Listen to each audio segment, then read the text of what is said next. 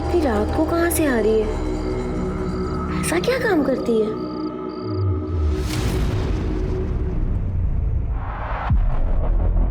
अरे आजकल दिखाई नहीं देती हो, कहाँ रहती हो? वो काम से थोड़ा बाहर गए थे।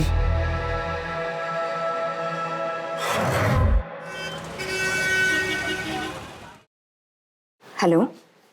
हाँ हाँ, हम समझ गए, आते हैं अभी।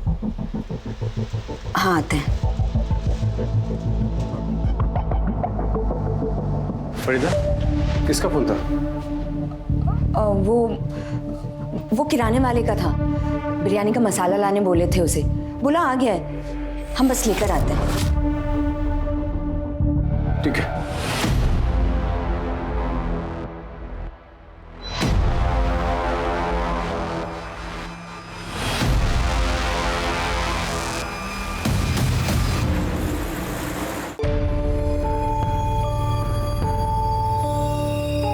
अरे बाहर जा रही हो क्या काम से?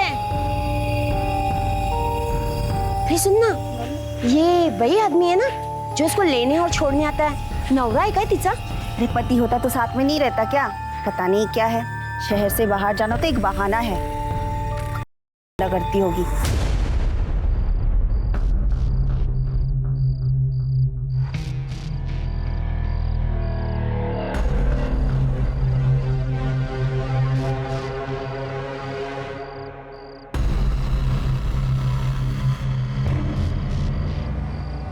हम आ गए हैं, तुम हो यहाँ? ये लो, अपना ख्याल रखना। खुदा हाफिज।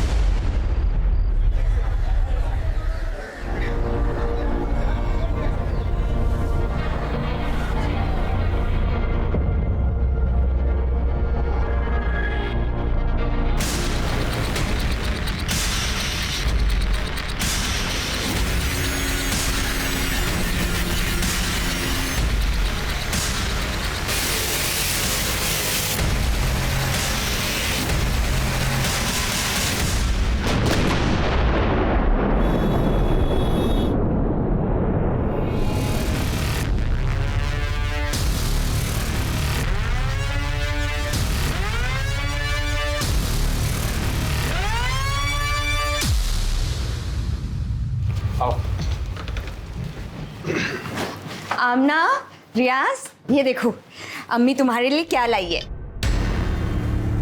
मिठाई। तुम्हें पसंद है ना? हमें भी लड्डू खिलाइए।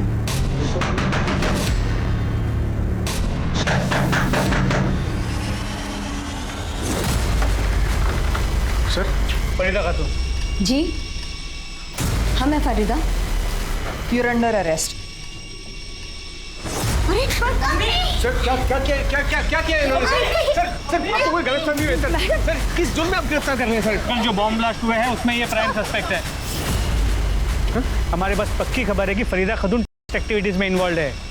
चाहिए बिल्कुल गलत है। ऐसा मत रुकिए सर, देखिए हमारी बात सुनिए, ऐसा मत कीजिए सर। सुनना है कोर्ट में सुनेंगे। चलो आप ऐसा नहीं कर सकते सर, ऐसा नहीं कर सकता।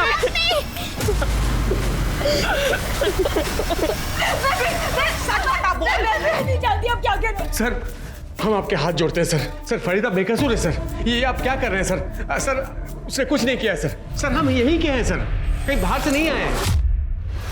15 साल पहले हमारा निकाह हुआ था फरीदा से। देखिए सर, ये हमारे पास पेपर्स भी हैं, मैरिज सर्टिफिकेट, वोटर्स कार्ड, आधार कार्ड और ये पैन कार्ड सब है हमारे पास। आपको कोई गलतफहमी हुई है सर? हमें कोई गलतफहमी नहीं हुई है। इंटेलिजेंस गलत नहीं हो सकती। पर ये क्या आई-कार्ड और पेपर्स दिखा रहे हो जो फरीदा ने फेक बनवाए? अगर तुम उसके पति हो भी ना तो इतना समझ लो, फरीदा बॉम्ब ब्लास्ट में इन्वॉल्व है। सर वो बेचारी तो झारखंड से बाहर किसी को जानती तक नहीं है। मंसूर, तुम्हारी जानकारी के लिए बता दूं कि फरीदा का फ्लैट है जिसकी तलाशी लेने पर पता चला कि पूरा मटेरियल से भरा पड़ा है। उसके पास इतना अकल का ये सब कुछ करे सर? आप हमारी बात का यकीन कीजिए। एक बार आप कागजात तो देखिए सर। देखिए कागजात देखिए, आपको यकीन हो जाएगा कि हम सच बोल रहे हैं सर। देखिए ठीक है, इसकी जांच करेंगे, अगर असली निकले तो सोचा जाएगा। जब तक आप कागजात जांच करेंगे तब तक रिहा कर दीजिए फरीदा को। उसके बाद हम आपको। तुम्हें समझ में आ रहा है हम क्या कह रहे हैं? किस केस में इन्वॉल्व है वो? देखिए हमारी बात का यकीन मानिए, हमको एक बार बड़े साहब से बात करने दीजिए, वो हमारी बात समझेगा। बड़े साहब यहाँ नहीं है, बाहर गए हुए हैं ट्रेनिंग पर, जल्दी वापस नहीं आएंगे। अब यहाँ से जाइए, हमें हमारा काम करने दीजिए। हाँ सर, मंसूर भाई और फरीदा भाभी तो दोनों अच्छे लोग हैं। कितने साल से देख रहा हूँ, कभी किसी से झगड़ा तक नहीं किए। फरीदा बेचारी घर गृहस्थी संभालने वाली सीधी सादी औरत है। ये सब क्या तमाशा हो रहा है, कुछ समझ में नहीं आ रहा है। क्या बताएं क्या है। एक रात तो हम खुद उसको चुपके से दबे पांव बाहर जाते हुए देखे थे। कहाँ गई थी कुछ पता है? उस शहर के बाहर गोल मैदान है ना, उस रात को फरीदा को हमारे पति ने मैदान के पीछे जाते हुए देखा था। गोल मैदान क्यों गई थी बता, बोल। ये लो। मतलब तू गई, अभी मुझे जवाब देने के बजाय मुझसे सवाल पूछ रही। क्यों? बता देंगे तो उसको बॉम्ब से उड़ा देगी तू? हाँ?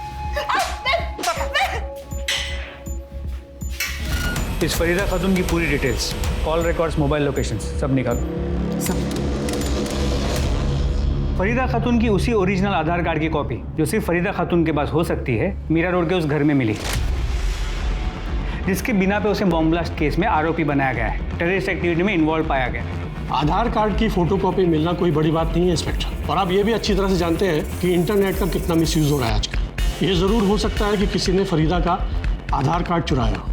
आपके पास ऐसा कोई ठोस सबूत नहीं है जिससे आप ये साबित कर सकें कि फरीदा कैसे और कब गई। क्या किसी ने उसको देखा वहाँ पर? बट मेरे क्लाइंट के पास मजबूत सबूत है जिससे साबित हो जाएगी कि वो बेगुनाह है। आज शाम तक आपको बेल के पेपर्स मिल जाएंगे। सर, फरीदा के कॉल रिकॉर्ड्स में उसके पति मंसूर और बेटे रियाज के अलावा और कुछ नंबर मिले हैं जिन पे अक्सर बात होती है। सर, और एक नंबर मिला है जिन पे 15 दिन में एक आध बार बात होती है, और वो भी मंसूर के नाम पर है। मंसूर का दूसरा नंबर? शायद सर। फरीदा की बेटी आमना के पास कोई मोबाइल फोन नहीं है ना?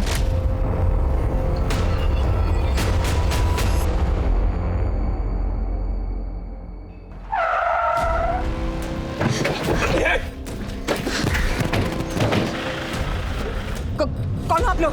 हमें जाने दो ना। करता देखो, हमको अटका रही है। सर, फरीदा की मोबाइल लोकेशन से ज्यादा कुछ हाथ नहीं लगा है, क्योंकि उसका लोकेशन अक्सर उसके घर का या उसके आसपास के एरिया का था। शायद एक आध बार शहर के बाहर गई हो, लेकिन वो भी गोल मैदान जैसी जगह पर। और ऐसी जगह जाना कोई अजीब बात है नहीं, क्योंकि मार्केट, स्कूल सब वही है। हो सकता है फरीदा ने जानबूझकर ऐसी जगह सिलेक्ट की हो जिस पे कोई शक ना करे। हो सकता है ये सब कुछ उसके ट्रेनिंग का हिस्सा हो। बाहर निकालो, चलो। फरीदा, दरवाजा खोलो फरीदा, दरवाजा खोलो फरीदा। क्या कर रही हो फरीदा? दरवाजा खोलो।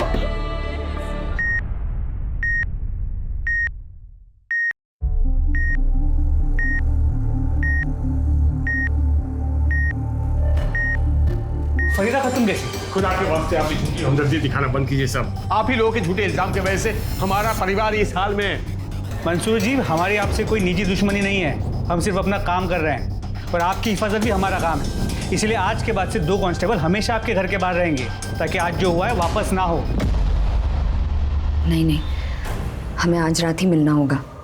जैसे हालात हैं, कल का कोई भरोसा नहीं। सर, हमारी बीवी फरीदा और हमारी बेटी अमना सुबह से गायब है सर। पूरा घर ढूंढा पर वो लोग कहीं नहीं मिले सर। हम आपके हाथ जोड़ते सर, उनको ढूंढ लीजिए सर प्लीज। आपने उन दोनों को आखिरी बार कब देखा? सर, जब हम सोने गए थे कमरे में तब देखा था। जब सुबह आँख खुली तो फरीदा रूम में नहीं थी सर, और हमको लगा कि घर के कामकाज में लगी होगी। फिर पूरा घर ढूंढा तो पता चला कि फरीदा ही नहीं, बेटी भी गायब है सर। अमना, आपने फरीदा का फ़ोन चेक किया? अपने साथ ले गई है या घर पे रखा है? लगता है ले गई होगी, क्योंकि घर में हमें फ़ोन नहीं मिला और हमने फ़ोन लगाया भी, फ़ोन बंद आ रहा है सर। सिंह, इनकी कंप्लेंट इमीडिएटली लिखवा लो। अब इनके साथ जाइए। सर, कहीं ऐसा तो नहीं कि बेइज्जती और बदनामी की वजह से वो घर छोड़ के चली गई हो, या फिर उसने आत्महत्या कर ली हो? क्योंकि इसके पहले भी उसने सुसाइड करने की कोशिश की थी। अगर उसने आत्महत्या की है तो उसकी बॉडी कहीं ना कहीं तो मिलेगी, लेकिन अगर बॉडी नहीं मिली तो दूसरी पॉसिबिलिटी ये है कि फरीदा सच में और वो फरार हो। लेकिन सर, अगर फरीदा सच में है और फरार हुई है तो वो अपनी बच्ची आमना को लेकर क्यों जाएगी? फरीदा के फ़ोन के पिछले 1 महीने के कॉल रिकॉर्ड से मोबाइल लोकेशंस निकालो, हो सकता है उससे कुछ हेल्प हो जाए। सर,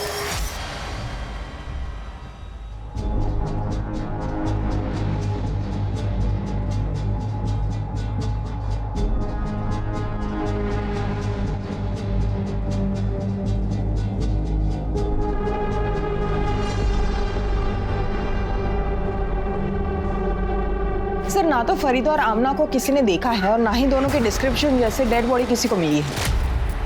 तो फरीदा रातों रात गायब कहाँ हो सकती है? कहीं फरीदा ने बॉर्डर तो पार नहीं कर लिया? कि फरीदा जा कहाँ सकती है?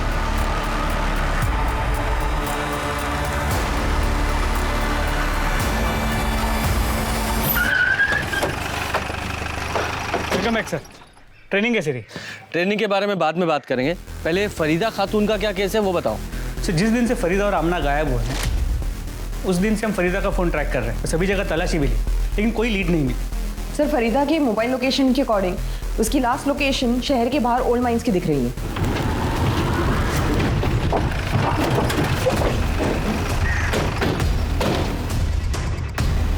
यहाँ से क्या लीड मिलेगी? कैसे? हेलो, कहाँ पर? ठीक है हम आते हैं। सर यहाँ से कुछ ही दूरी पे एक बच्ची की डेड बॉडी मिली है। आमना? सर ये तो आमना है। लगता है चाकू से मारा गया है। सिंह, आसपास मर्डर वेपन चेक करो। सर। पूजा, तुम्हें क्या लगता है ये आमना को कौन मार सकता है? फरीदा? सर मुमकिन तो है, ये हो सकता है कि फरीदा भागने की कोशिश कर रही थी। आमना ने उसे देख लिया, उसका पीछा किया, शायद उसके साथ जाने की जिद भी की। फरीदा उसे साथ में ले नहीं जा सकती थी इसलिए मार दिया। तुम्हारा मतलब है कि बेटी माँ पे बोझ बन सकती थी इसलिए मार दिया। और मान लो फरीदा ने नहीं मारा तो फिर ऐसा कौन है जिसने इसे मारा हो और क्यों? सर आसपास का पूरा एरिया चेक किया पर मर्डर वेपन नहीं मिला। सर देखने में तो जैसे कुछ लग नहीं रहा है, लेकिन पेट में चाकू से कई वार किए गए, शायद उसकी वजह से उसकी मौत हुई। बाकी पूरी बॉडी पर कोई निशान नहीं है। सर आमना के हाथों के नाखून में स्किन जमा हुआ है। इसका मतलब आमना ने खुद को बचाने के लिए कातिल पे अटैक किया होगा और उसी कोशिश में उसके हाथ के नाखूनों में उसकी स्किन फंस गई। काम करो, ये जो आमना के नाखूनों में स्किन है इसे डीएनए टेस्ट के लिए भेजो और इसकी फैमिली को बुलाओ, आइडेंटिफाई कराओ और पोस्टमार्टम के लिए भेजो। सब फरीदा को बीमार दिए होंगे ये लोग, नकली देशभक्त बने फिरते हैं, दूसरों की बहन बेटी की इज्जत उछालना, को जान से मार देना अपना हक मानते हैं। झूठी देशभक्ति के नाम पर मासूम लोग पर जुल्म करते, मार दिए बच्ची को। साहब ये सूर्य कुमार उसका आदमी लोग सब हमारी बच्चियां। ये जो कुछ भी बोल रहा है सच बोल रहा है? ये सब कुछ हुआ है इसकी फैमिली के साथ, वो भी देशभक्ति के नाम पर? जी सर, एक्चुअली सूर्य कुमार नाम के एक लोकल आदमी और उसके लोगों ने इसकी पूरी फैमिली को बहुत तकलीफ दी है। अरे कौन है ये सूर्य कुमार और तुमने उसके अगेंस्ट कोई एक्शन क्यों नहीं लिया? इस सूर्य कुमार को उठाओ, आज ही इसका सूर्यास्त करते हैं। देखिए हम अपना पर्सनल स्वार्थ के लिए कुछ नहीं किए, हम जो भी किए देश के लिए किए। अपनी गिरी हुई हरकतों और सड़ी हुई सोच को देशभक्ति के नाम पे मत छुपा। कानून हाथ में लेता है अपने। है कौन तू? कौन है? हे दरोगा, देखो हम बोल दे रहे हैं, हम पर हाथ मत उठाना वरना। उठाया हाथ, अभी लात भी चलेंगी और डंडे भी। क्या करेगा तू? क्या करेगा? क्यों मुंह काला करेगा उस बच्ची की तरह? रियाज की तरह सर फोड़ेगा? फरीदा की तरह बेइज्जत करेगा? क्या करेगा? बोल, आमना को क्यों मारा था? बोल। देखिए विश्वास कीजिए हमारा, हम बाकी सब जो बोले माने वो सब सही है, लेकिन हम किसी का मर्डर नहीं किए हैं। नहीं मारा तुमने। शर्मा, इसकी सारी डिटेल्स मुझे चाहिए, इसके कॉल रिकॉर्ड्स, इसकी मोबाइल लोकेशंस, छोटी से छोटी हर चीज। पहले ही केस में इतनी कॉम्प्लिकेशंस हैं और बढ़ती ही जा रही हैं, समझ में नहीं आ रहा है। इसे सॉल्व करने के लिए इसे शुरू से देखते हैं। बम ब्लास्ट में फरीदा खातून इन्वॉल्व थी, ये इन्फॉर्मेशन कहाँ से मिली? मुंबई पुलिस के बोरीवली मेन ब्रांच से। इसका मतलब मुंबई चलना पड़ेगा, शायद वहीं से पता चले ये फरीदा कहाँ है।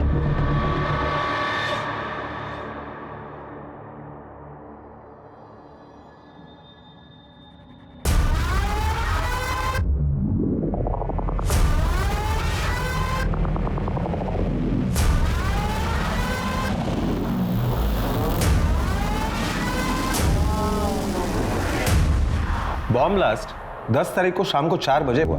उसी रात एक गुमनाम आदमी ने हमारे कंट्रोल रूम को फोन करके ये बताया कि मीरा रोड के गणेश नगर में एक औरत रहती है जो इस बॉम्ब ब्लास्ट में इन्वॉल्व है। हम फौरन वहां पहुंचे, देखा तो दरवाजा बंद था। दरवाजा तोड़कर जब हम अंदर पहुंचे तो देखा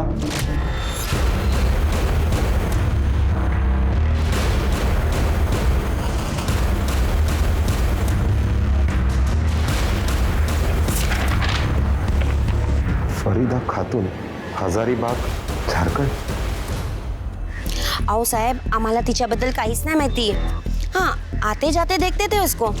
आधी आधी रात को आती थी। एक आदमी आता था उसको छोड़ने के लिए। उसका क्या वास्ता था उससे वो नहीं पता हम लोग को। उस लड़के की शक्ल याद है? वो क्या है ना, कभी टोपी, चश्मा, हेलमेट लगाता था ना, तो कभी उसका चेहरा नहीं देखा। वो औरत है ना, यहाँ भाड़े पे रहती थी और किसी से वास्ता नहीं रखती थी। जी हाँ सर, फरीदा खातून मेरे ही घर में रेंट पे रहती थी। वैसे कभी मैंने उसका चेहरा देखा नहीं, क्योंकि उसका चेहरा हमेशा ढका हुआ रहता था। उसके साथ जो रेंट का एग्रीमेंट किया था उसका रजिस्ट्रेशन करवाया था आपने? जी हाँ सर, मैं चालू काम तो कभी करता ही नहीं। ये उस औरत की रेंटल एग्रीमेंट की कॉपी है जिसमें उसका चेहरा साफ साफ दिखाई दे रहा है। इन्हीं सब इंफॉर्मेशन के बेसिस पर हमने फरीदा खातून के नाम पर अलर्ट जारी करवाया, जिसे आप लोगों ने भी कंफर्म किया। हमें लगता है कि बॉम्ब ब्लास्ट करने के बाद वो तुरंत झारखंड भाग गई। देखिए सर, हम ये नहीं कहते कि आपकी इन्वेस्टिगेशन गलत है, लेकिन इससे सिर्फ इतना प्रूव होता है कि जिस औरत ने वो घर रेंट पे लिया था वो फरीदा खातून थी। लेकिन हमारी इन्वेस्टिगेशन में ये बात सामने आई है कि फरीदा कभी झारखंड के बाहर गई ही नहीं और फिलहाल गायब। गायब? कहाँ गई वो? IDs madam, IDs IDs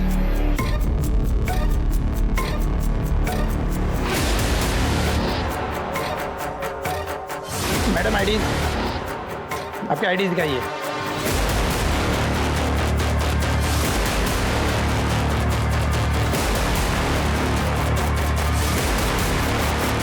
Farida Khatun, you are under arrest. Mumbai में तो कुछ नहीं मिला, अब फरीदा को यहीं तलाश करना पड़ेगा। जी सर। और सर, आमना की पोस्टमार्टम रिपोर्ट से ये पता चला है आमना की मौत 14 अक्टूबर की रात 12:30 से 3 बजे के बीच एक्सेसिव ब्लीडिंग की वजह से हुई। सर, ब्लीडिंग की वजह वो मल्टीपल स्टैबिंग के वुंड्स ही है। जिस रात फरीदा और आमना गायब हुई उसी रात आमना का मर्डर हो गया। ये आमना के नाखूनों में फंसी जो स्किन थी उसकी डीएनए रिपोर्ट आई? सर, अब तक नहीं, लेकिन जल्दी आ जाएगी। ये आमना की तो डेड बॉडी मिल गई, लेकिन फरीदा कहाँ है ये नहीं मिल रही है। सर फरीदा पकड़ी गई है, टीवी पे लाइव दिखा रहे हैं।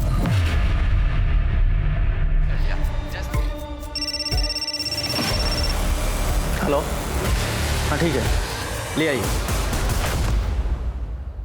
फरीदा खातून को यहाँ ला रहे हैं। याद दिला दे कि वही फरीदा खातून है जिसका हाथ ब्लास्ट में था। इसने कई मासूम लोगों की जान ली।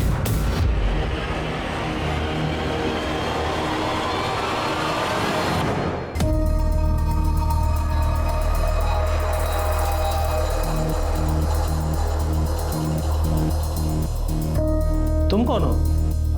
तुम तो फरीदा खातून नहीं हो। सर, यही बात तो मैं कब से इन लोगों को बताने की कोशिश कर रही हूँ, पर कोई मेरी बात सुन ही नहीं रहा है। सर, मेरा नाम रेशमा थापा है और मैं नेपाल की सिटीजन हूँ। मीरा रोड मुंबई से मैं अपनी कंट्री नेपाल वापस जा रही थी जब उन लोगों ने मुझे पकड़ लिया। एक मिनट, तुम वही लड़की हो ना जो मुंबई के मीरा रोड में गणेश नगर में रेंट पे रहती थी? जी सर। लेकिन जब तुम्हारे पास खुद की आइडेंटिटी है तो फिर तुमने फरीदा खातून के नाम पर वहाँ घर रेंट पर क्यों लिया?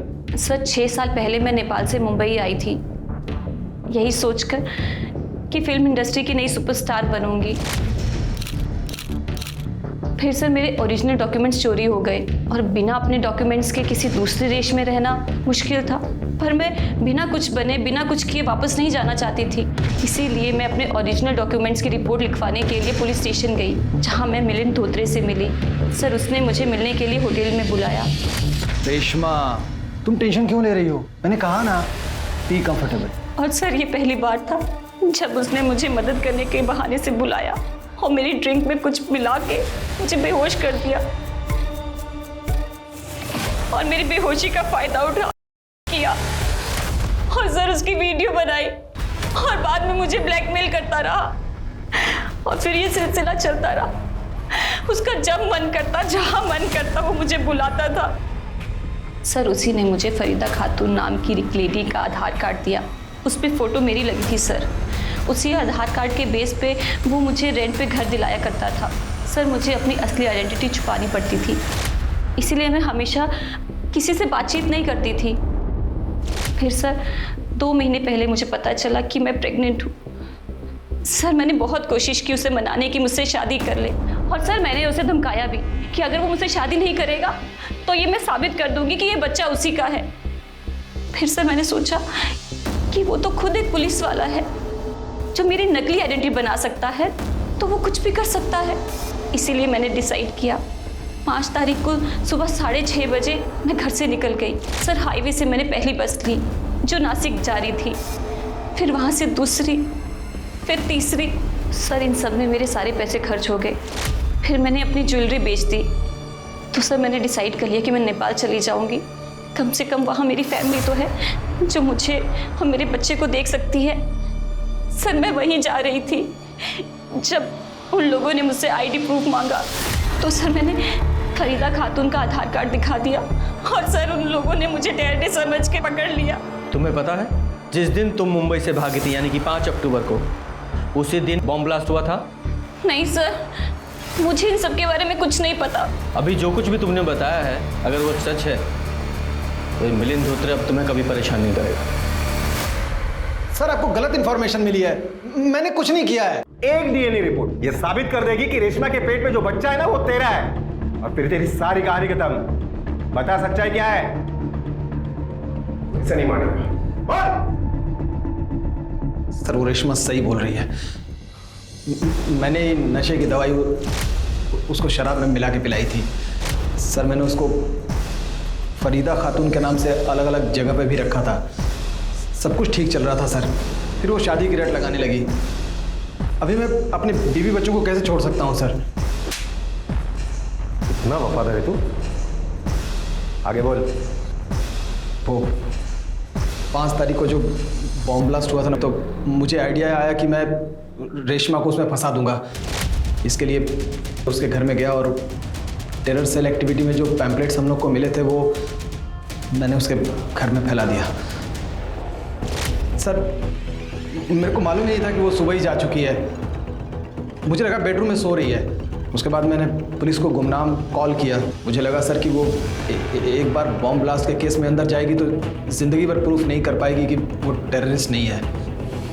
धोत्रे अब तू जिंदगी भर कुछ प्रूव नहीं कर पाएगा। मोरे चार्जशीट बनवाया चाहिए। सर सुनिए साहब, आप जो औरत को बॉर्डर से लाए हो वो फरीदा खातून नहीं है, वो कोई और है। लेकिन तुम्हें कैसे पता? उसकी शक्ल तो हमने कहीं दिखाई नहीं है। क्योंकि फरीदा खातून पिछले 2 दिन से हमारे पास थी, हम उनको पहचानते हैं और पोस्टर भी देखे हमने। थी मतलब? अब कहाँ है? मालूम नहीं साहब, शहर के बाहर हमारा चाय का ठेला है। कुछ दिन पहले एक आदमी आया था, उसने कहा यहीं पास में खाना बनाकर दे सकते हो? हमने कहा हाँ। उसने कहा कि दरवाज़ा बंद रहेगा, औरत को खाना देकर दरवाज़ा बंद करके जाना। लेकिन जब हम वहाँ पहुँचे तो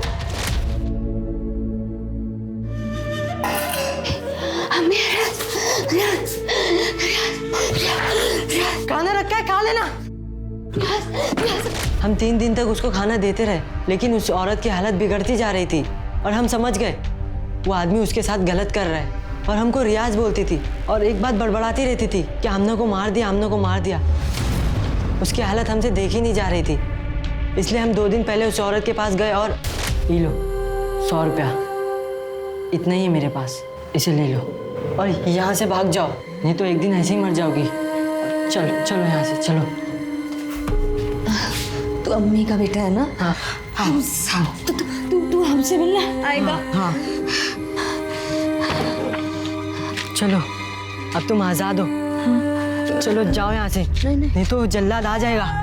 जाओ। नहीं, हम नहीं, हमारे साथ चलो, चलो हमारे साथ। हम आएंगे, तुम जाओ, हम आएंगे।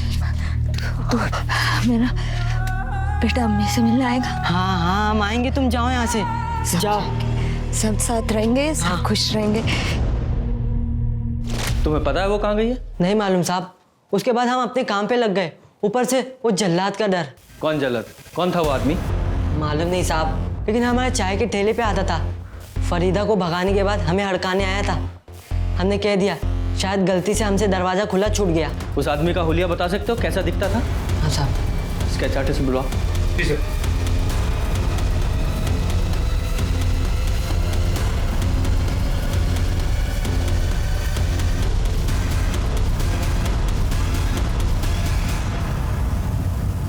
पक्का यही आदमी? हाँ साहब, यही था। और माथे पे एक लाल टीका भी था। तेरा ही आदमी है ना ये? नाम क्या है इसका? कौन है ये? ये तो हम। अरे तेरे ही यहाँ का टाइम नहीं है, नाम बोल। बलराज मिश्रा। बलराज मिश्रा है। कहाँ मिलेगा ये? फरीदा कहाँ है? कहाँ रखा है तूने उसे? वो तो भाग गई। कहाँ है, कहाँ गई, हमको कुछ नहीं पता। मतलब तू मान रहा है कि तूने उसे किडनैप किया था? कहाँ से किडनैप किया था तूने उसे? हैं? कहाँ रखा था? सर एक रात हम घर जा रहे थे। सच के साथ झूठ मिला के बोल रहा है तू? आमना को क्यों मारा? क्यों मारा उसे? सर हम कसम खा कर है कि हमने कुछ नहीं किया। वो तो हमारे पहुंचने से पहले ही मर चुकी थी। हम तो खाली उस को अपने साथ ले गए थे। उससे बम ब्लास्ट और देश के साथ की थी, तो हम उसको सबक सिखाना चाह रहे थे। बस हम 10 दिन उसके साथ यही करते रहे। उसके बाद एक दिन भाग गई। शर्मा, इस पर फरीदा की किडनैपिंग और केस बनाओ और सूर्य कुमार को रिलीज कर दो।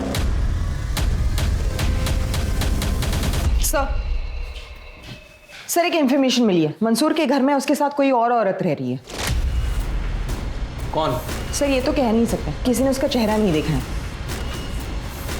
कहीं वो फरीदा तो नहीं है? आप कैसी बात कर रहे हैं सर? फरीदा यहाँ वापस आती तो हम आपको इन्फॉर्म नहीं करते क्या? तो फिर ये मोहतरमा कौन है?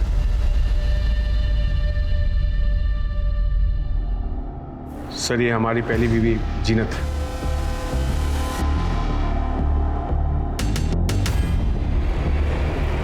जीनत।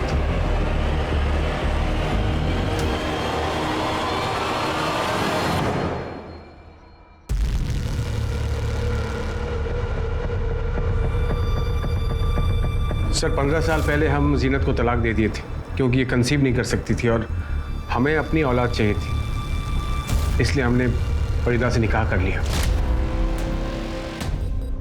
जी सर, फरीदा के गुमशुदा होते ही और आमना के कत्ल का पता चलते ही हम आ गए खैर खबर लेने। फरीदा घर से गायब हुई तो जीनत को बुला लिया। चल क्या रहा है ये तेरा? कहीं तूने ही तो फरीदा को गायब नहीं किया? सर कैसी बात कर रहे हैं सर आप? सर फरीदा के गुमशुदा होने और आमना के कत्ल का पता चला तो एक खैर खबर लेने घर आ गई। घर का छोटा मोटा काम कर देती है, खाना बना देती है और बच्चों का ख्याल रखती है, बस। पूजा, जीनत की डिटेल ले लो। सर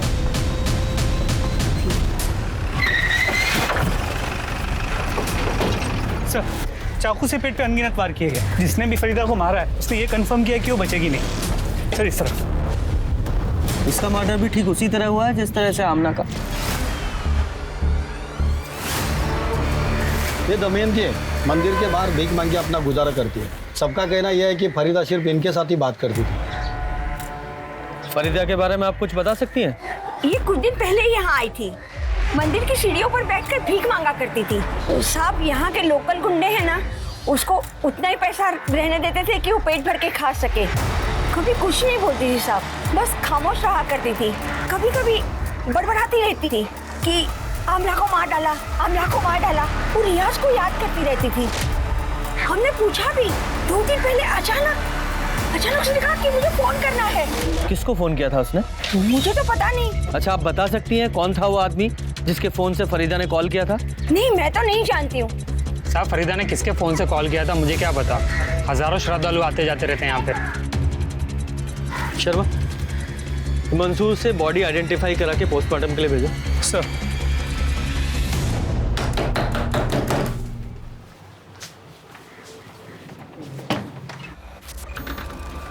सर आप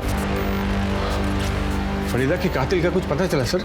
उसी सिलसिले में यहाँ आए हैं, तुमसे ही बात करनी है। 22 तारीख की रात 12:30 बजे तुम्हारे फोन की लोकेशन वही थी, राम मंदिर के पास।